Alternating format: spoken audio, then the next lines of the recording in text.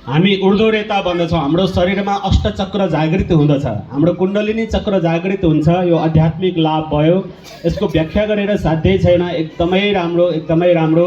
हामीलाई प्रकृतिले पनि के सिकाएको छ भन्दाखेरि अघि जुन हामीले भस्त्रिका प्राणायाम भाइ बहिनीहरूले गरेर देखाउनु भयो, भस्त्रिका प्राणायाम गर्नुको मुख्य उद्देश्य यो संसारमा सबैभन्दा लामो आयुसम्म बाँच्ने प्राणी भनेको कछुवालाई मानिन्छ। कछुवाले 1 मिनेटमा 4 पटक श्वास प्रश्वास गर्ने गर्दछ।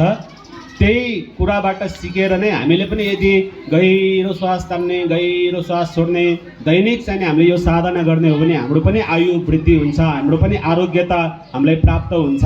यही कुरा हामीले भाइ बहिनीहरूलाई एकदमै प्रेरणा दिएर साधना गरिराखेका हुन्छौँ, ताकि उहाँहरूको मानसिक स्वास्थ्य, मुख्य हाम्रो उद्देश्य नै उहाँहरूको मानसिक स्वास्थ्य राम्रो होस्, पढाइमा एकदमै राम्रो अब्बल चाहिँ नि बनोस् र भविष्य उहाँहरूको एकदमै राम्रो उज्जवल होस् भन्ने एकदमै पवित्र भावका साथ हामीले साधना गरिराखेका छौँ। अब एकैछिन अनुलोम विलोम है। अब यो साधनाको प्याकेज पूर्ण रूपमा गराउने हो भने 1.5 घन्टाको छ, तर हजुरलाई यसो चाहिँ नि प्रदर्शनको लागि मात्रै हामीले छोटो मिठो गराइराखेका छौँ। अनुलोम विलोमको साधना झनै एकदमै प्राणायामको राजा भनिन्छ अनुलोम विलोम। अनुलोम विलोम गर्नाले हाम्रो मुख्य मानसिक स्वास्थ्यको लागि एकदमै राम्रो।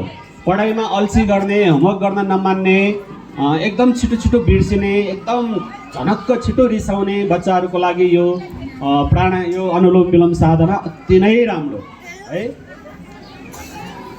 आँखा चिम्लेर ढाड गर्दन सिधा गरेर अनुलोम विलोम प्राणायाम गरिरहनु भएको छ। कुइना उठाएर गर्नुहोला। यसबाट हाम्रो शरीरमा पर्याप्त मात्रामा अक्सिजन प्राप्त हुन्छ। अक्सिजन हाम्रो प्राणवायु जति हामीले शरीरमा भर्न सक्यौँ त्यति नै हाम्रो शरीरमा प्राण शक्ति, vital energy, divine energy, cosmic इनर्जीहरू बढ्न थाल्छ र शरीर एकदमै स्वस्थ हुन थाल्दछ। त्यही भएर चाहिँ यो उद्देश्यका साथ अनुलोम विलोम बच्चाहरूले गरेर देखाउनु भयो। बच्चाहरूले गरेको साधनाबाट हजुरहरूलाई पनि प्रेरणा जागोस् भन्ने हाम्रो उद्देश्य हो।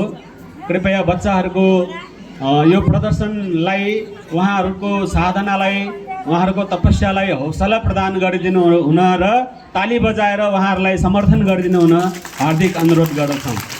अब भाइ बहिनीहरू यहाँबाट बिदा हुँदैछन्, अर्को ग्रुप आउँदैछ। अलि आसनहरू गरेर देखाउँदै हुनुहुन्छ है, अलिक कठिन कठिन आसनहरू उहाँहरूले गरेर देखाउँदै हुनुहुन्छ। ल उठ्नु होला सबैजना लाइन लागेर। अब क्लास 4, 5, 6 लाई हामी मञ्चमा आमन्त्रण गर्दैछौँ।